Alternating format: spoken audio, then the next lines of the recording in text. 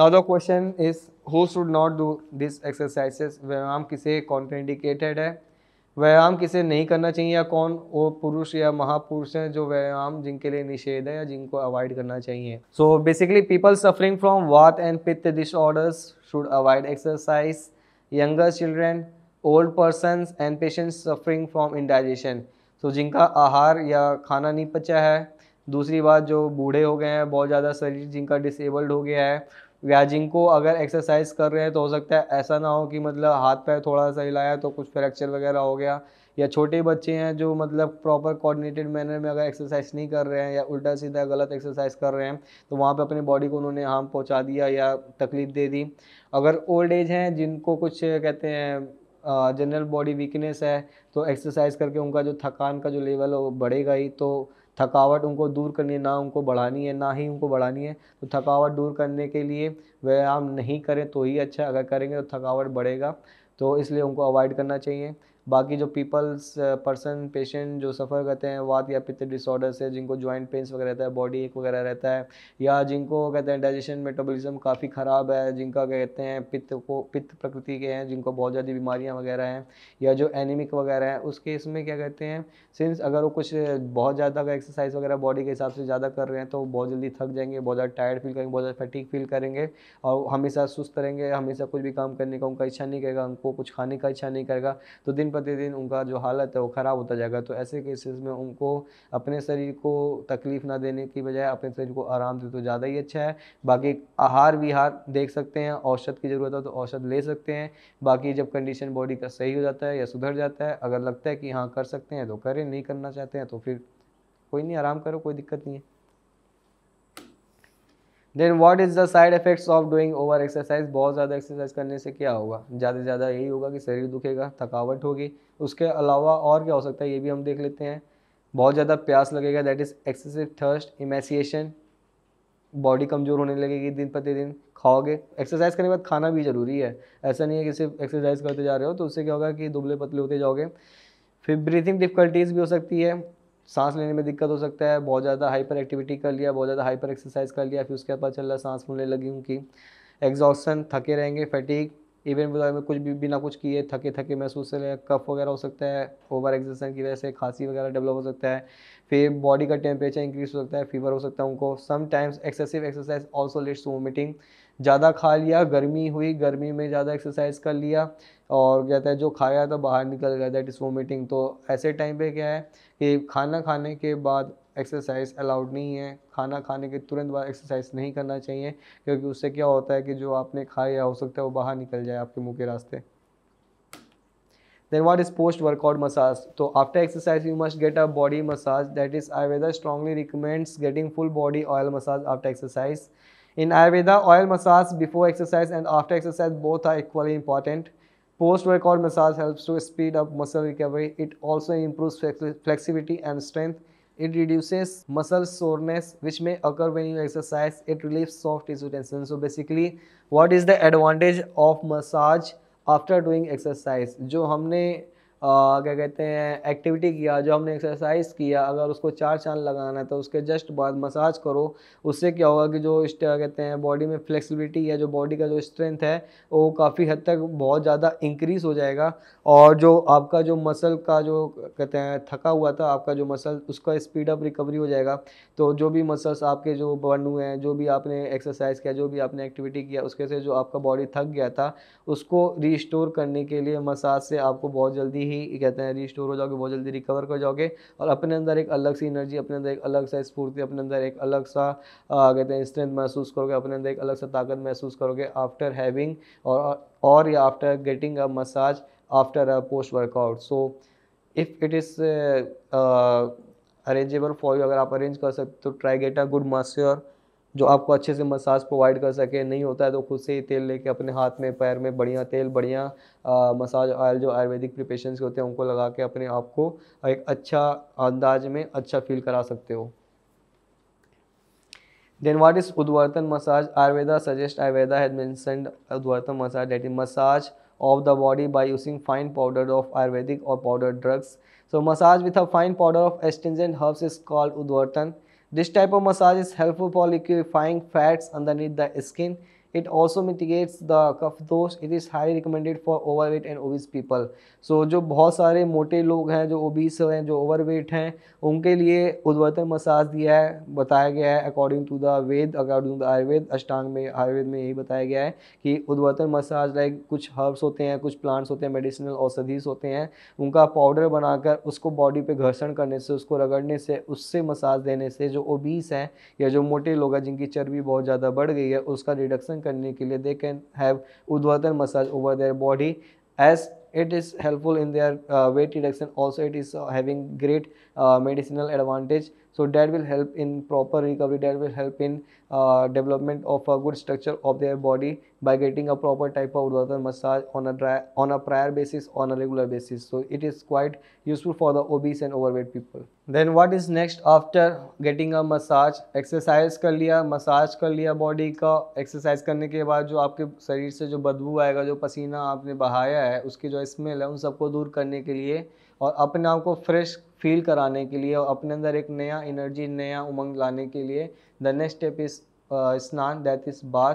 तो taking a shower is recommended by the Ayurvedacharyas in this text ki if you are following a proper regime, if you are following a proper dincharya, try to get a proper shower after having after receiving a proper massage, yeah, after getting doing a proper workout or exercise. So bath or snan is after the massage, take rest for a few minutes, around 15 to 30 minutes, then you can take a bath. In Ayurveda, the bath is termed snan. It improves appetite, vigor, lifespan and strength. It elevates etching and remove dirts and sweat. So basically जो आपने exercise किया था उसके से जो गर्मी हुई थी, जो पसीना हुआ था, जो डर्ट्स आपके बॉडी पे चिपके हुए हैं, या जो आपका अगर कोई एचिंग वगैरह डेवलप हो रहा है या एक कहते हैं अनइजीनेस सा या डिस्कम्फर्ट सा फील हो रहा है, तो फ्रेशन अप करने के लिए अपने आप को ये बाथ या स्नान करो. सो हॉट और warm water should not be poured on the head. Too cold water should also be avoided. According to Ayurveda, hot or warm water head bath diminishes vision and strength of hairs. The warm water bath is suitable for the lower body below the neck. Water should not be too hot. So basically Ayurveda suggest कि बहुत ज़्यादा गर्म पानी से गर्म पानी का इस्तेमाल नहाने के लिए नहीं करना चाहिए अपने सर के ऊपर. अगर सर के ऊपर आप गर्म पानी का इस्तेमाल करो, उससे क्या होता है कि आपका कहते हैं जो विज़न है और जो आपके बालों का स्ट्रेंथ है वो बहुत हद तक रिड्यूस हो जाता है. आपके बाल धीरे धीरे या तो प्री मैच्योर ग्रोइंग होंगे, या तो आपके बाल झड़ने लगेंगे, या आपको कहते हैं एक फ्रेशनेस उतना सा महसूस अच्छे से नहीं होगा. तो गर्म पानी का इस्तेमाल, हॉट वाटर का इस्तेमाल over the face, over the head region is not indicated in the Ayurveda, but you can use this hot water in the lower part of the body. So the warm water is suitable for the lower body below the neck, and water should not be too hot. Like don't try to use too much hot water for bath या स्नान. The next step is how to take bath. So Ayurveda does not recommend the use of soap or taking bath. Instead, it recommends using awla in place of soap. Take 5 grams of awla powder, mix it in lemon juice, add some water to make it thin. Apply and gently rub it on the head and your body in a similar way as you were taking a bath with soap or shampoo. Then take a shower and wash away the awla lemon from your head and body with water. Pat dry your body with a soft towel. So basically market में लाखों तरह के shampoo, साबुन, cosmetics, ये अच्छा है, वो अच्छा है, दुनिया भर की मतलब कि भाई ये इसको लगाओ गोरे हो जाओ, इसको लगाओ ताज़ा हो जाओ, दुनिया भर के एडवर्टाइजमेंट मिलते हैं. अच्छी अच्छी सेलिब्रिटीज़, अच्छे अच्छे हीरो हीरोइंस बढ़िया मस्त ऐड कर रहे हैं, बढ़िया पैसे ले रहे हैं, बढ़िया कमा रहे हैं. तो हमें उन्होंने एग्जैक्ट नहीं बताया कि किससे नहाना है, किससे कौन सा, लाइक सब अलग अलग बात बताया. तो हम किसकी बात माने, कौन सा ज़्यादा अच्छा है. तो अगर आपको पैसे बचाना, अगर आपको दिनचर्या के अकॉर्डिंग चलना है, अगर आपको लगता है कि हाँ कुछ चीज़ें हैं जहाँ पे मेरे को ये चीज़ें ज़्यादा अच्छा परफॉर्म प्रीफर कर सकता हूँ मैं, और इससे मेरे को अच्छा ज़्यादा महसूस है, मेरे बॉडी पे ज़्यादा अच्छा इम्पैक्ट क्रिएट कर रहा है, तो आयुर्वेद कहता है कि अगर आपको सोप नहीं यूज़ करना है, because that contains lots of chemicals. बहुत सारे सिंथेटिक सोप्स होते हैं जो बहुत सारे केमिकल्स होते हैं जो आपको स्किन पे यूज़ करने के बाद आपके स्किन को ड्राई कर देता है. अभी मार्केट में अच्छे आ रहे हैं, अगर आपका सोप यूज़ करना है तो आप करो, उसमें मैं मना नहीं कर रहा, मैं भी यूज़ करता हूँ सोप वगैरह, मैं नहीं ये ऑला पाउडर वगैरह यूज़ कर रहा. बट ये है कि अगर आपको कुछ ट्रेडिशनल सिस्टम इस्तेमाल करना है तो 5 ग्राम आंवला लो, उसमें लेमन जूस मिक्स करो बढ़िया से, जहाँ पे बॉडी पे जैसे शैम्पू वगैरह रगड़ रगड़ के लगाते हो, फेस वॉश वगैरह, वैसे ही बॉडी को उस पार्ट पे लगा के उसको रगड़ के रब कर को बढ़िया से इस्तेमाल करो, शैम्पू की तरह, साबुन की तरह, फेस वॉश की तरह. उससे क्या है कि इनका है कुछ अलग है अपना इस्तेमाल करने का बढ़िया फ़ायदा है। आंवला बताया गया है अच्छे के लिए, सर के लिए अच्छा बता रखा है, बालों के लिए कि सुरक्षित काले मेरे बाल जो भी है उसमें आंवला का कमाल ही होता है शायद। तो आंवला या आंवलकी का इस्तेमाल आयुर्वेद में बताया गया है for taking snan instead of this soap. You can use medicated soap if you are having options. बाकी ऑप्शंस बहुत सारे हैं। So apply and gently rub it on the head and your body in a similar way, like जैसे भी powder का जो एक paste बना के जैसे आप स्क्रब वगैरह करते हो वैसे स्क्रब करना है, बॉडी स्क्रब करना है। So it creates beautiful impact on your body if you are trying to use amla powder along with lemon as replacement of soap or this shampoo. So alternatively you can also use gram flour instead of आंवला, उसकी जगह आप बढ़िया ग्राम floor use करो। You can also use आंवला water for taking bath. How to make amla water for bath? Amla water is recommended by Yoga Ratnagar for a bath. For making amla water, take 1280 ml water, add 10 grams coarse powder of amla food pulp, boil water and amla and then filter it. Add this water in your bathtub with 30 liters of water. Take a bath with this water. While taking a bath, you should rub all parts of the body with your palms. Simple सा फंडा है। अगर आंवला water use करना है स्नान करने के लिए, अगर आपके पास बहुत ज़्यादा टाइम है, अच्छा टाइम है, अगर आप बढ़िया टाइम अपना स्पेंड करना चाहते हो अपने बॉडी पे, अपने रूटीन को फॉलो करने के लिए, अगर आपके पास फालतू का भी टाइम है तो आप ये रूटीन फॉलो कर सकते हो। इसमें बताया गया है अकॉर्डिंग टू आचार्य ने, इन्होंने सजेस्ट किया है कि आंवला वाटर बनाओ। ऐसे विधि जो भी उसका प्रोसीजर है मैंने बता दिया है, समझा दिया है, पीपीटी और स्लाइड्स में आपको दिख ही जाएगा वीडियो में। सो आप वैसे आंवला वाटर बनाकर उसको यूज़ कर सकते हो in case of Dettol water, या जो भी डिटॉल वगैरह जो आप यूज़ करते हो उसकी जगह पे आप ऐसा रिप्लेसमेंट यूज़ कर सकते हो। So this will create a good impact on your structure, on your body, on your hairs, because amla is termed as universal drug which is very much beneficial for an human body and it is very much good in for this hair and in creating a good structure या softness of the body. Let us discuss now the contraindications of स्नान, like स्नान किसको नहीं करना चाहिए, कौन वो लोग हैं जिनको नहीं नहाना चाहिए, या कौन वो लोग हैं जिनको हम छोड़ दें ऐसे कि चलो ठीक है बदबू के साथ जियो, बदबू के है तो ठीक है, बाकी उसमें फ्रेशनर वगैरह आता है, डिओड्रेंट वगैरह मार के चलाओ काम। So people suffering from the following diseases should not take bath. The acute phase of facial paralysis, कोई पेशेंट है जो एक्यूट फेज में है फेशियल पैरालिसिस के, या acute disease of the I mouth and years, diarrhea, abdominal distension, runny nose, indigestion soon after taking a meal. So the basic thing is that you should not take bath soon after taking a meal.